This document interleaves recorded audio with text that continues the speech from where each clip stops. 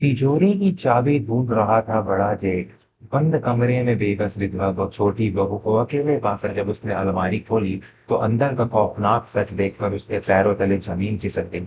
बनारस के घाट किनारे बसे उस पुराने दीवान जी के मकान में अजीब सी खामोशी पसरी हुई थी। बाबूजी के जाने के ठीक 3 महीने बाद आज घर में बरसी का बोझ था। रिश्तेदार जा चुके थे और घर के बड़े बेटे सदानंद मिश्रा की नजरें लगातार अपनी छोटी बहू राधिका के सोने कमरे पर टिकी हुई थी।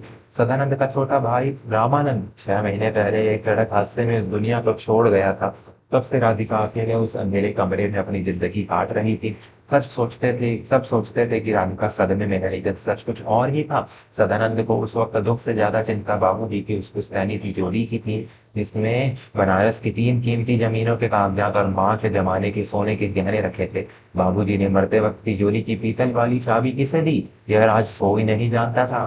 सदानंद को पूरा यकीन था कि वह चाबी राधिका के पास ही है। जैसे ही शाम ढली और आंगन में सन्नाटा हुआ, सदानंद दबे पांव राधिका के कमरे की तरफ बढ़ा। कमरा अंदर से बंद था, लेकिन खिड़की का एक पट खुला हुआ था। उसने झांक कर देखा, राधिका फर्श पर बैठी रो रही थी। सदानंद ने मौका सही समझा, उसने जोर से दरवाजा खटखटाया। राधिका ने घूंघट ठीक करते हुए दरवाजा खोला। प्रणाम जेठ जी, इतनी रात को आप यहाँ, सब ठीक तो है ना? सदानंद ने कमरे के अंदर कदम रखा और चारों तरफ नजरें दौड़ाई। उसकी नीयत साफ नहीं थी। सब ठीक कैसे होगा राधिका? छोटे के जाने के बाद बाबूजी भी चले गए, मैं इस घर का बड़ा बेटा हूँ। पूरी जिम्मेदारी अब मेरे कंधों पर है। मुझे बाबूजी की अलमारी और तिजोरी की जांच करनी है। मुझे पता चला है कि चाबी तुम्हारे पास है। सीधे सीधे वो चाबी मेरे हवाले कर दो, इसी में तुम्हारी भलाई है। राधिका की आंखों में आंसू आ गए, उसने डरते हुए कदम पीछे हटाए। जेठ जी, बाबूजी ने मरते समय मुझसे वादा लिया था कि यह चाबी मैं किसी को ना दूं। उन्होंने कहा था कि वक्त आने पर वो खुद सबको सच बताएंगे। मेरे पास कोई चाबी नहीं है, आप प्लीज यहाँ से चले जाइए। सदानंद का चेहरा गुस्से से लाल हो गया। उसने राधिका की एक न सुनी। उसे लगा कि वह यह बेबस अकेली औरत झूठ बोल रही है। तुम मुझसे जुबान लड़ा रही हो, इस घर का मालिक मैं हूँ। अगर तुम चाबी नहीं दोगी तो मैं खुद ढूंढ लूंगा। मुझे पता है तुमने उसे इसी बड़ी लकड़ी की अलमारी में छुपा कर रखा है। सदानंद राधिका को धक्का देकर कमरे के कोने में रखे उस भारी शीशम की पुरानी अलमारी की तरफ बढ़ा।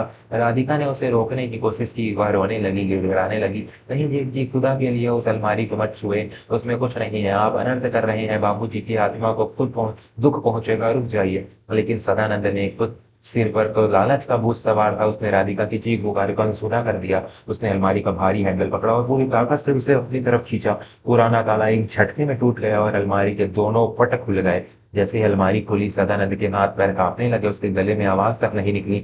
अलमारी के अंदर कोई धन दौलत या तिजोरी की चाबी नहीं थी। वहां बाबूजी की एक बड़ी सी तस्वीर रखी थी, जिसके आगे एक दिया जल रहा था। लेकिन इस तस्वीर के ठीक नीचे एक बड़ा सा कानूनी दस्तावेज और एक पुराना टेप रिकॉर्डर रखा था। सबसे चौंकाने वाली बात यह थी कि अलमारी के पिछले हिस्से में एक गुप्त दराज खुली हुई थी, जिसमें सदानंद के ही नाम के कई फर्जी कर्ज के कागजात, सट्टे के टिकट और घर के गहने चोरी छिपे बेचने की रसीदें रखी थी। सदानंद को समझ नहीं आया कि यह सब क्या है। तभी राधिका ने आगे बढ़कर उस टेप रिकॉर्डर का बटन दबा दिया। कमरे में बाबूजी की भारी और गंभीर आवाज गूंज उठी।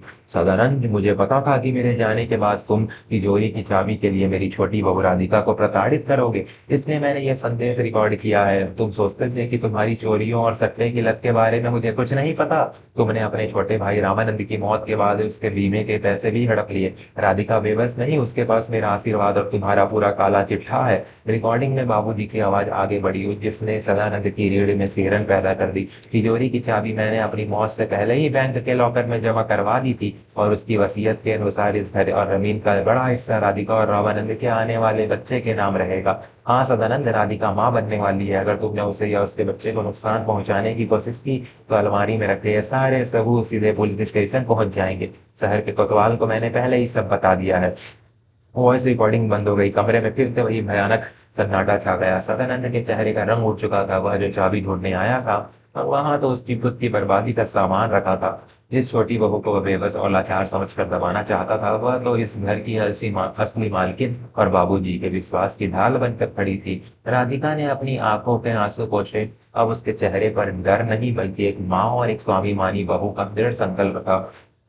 उसने सदानंद की तरफ देखा और बहुत ही शांत लेकिन कड़े शब्दों में कहा, जेठ जी, बाबूजी ने इस घर की इज्जत बचाने के लिए आपको पुलिस के हवाले नहीं किया, लेकिन इसका मतलब यह नहीं कि आप मर्यादा भूल जाएं। अब इस कमरे से बाहर निकलिए। आज के बाद अगर आपने इस तिजोरी या इस घर की तरफ आंख उठाकर भी देखा, तो बाबूजी का यह खौफनाक सच पूरे समाज के सामने आ जाएगा। सदानंद ने अपनी नजरें झुका ली। उसके पास कहने के लिए कोई शब्द नहीं थे। लालच के अंधेपन में वह भूल गया था कि बुजुर्गों की आंखें सब देखती हैं। वह दबे पांव बिना कुछ बोले राधिका के कमरे से बाहर निकल गया।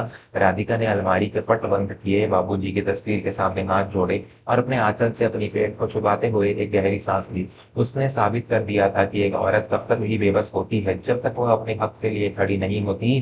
धन्यवाद मेरे दोस्तों।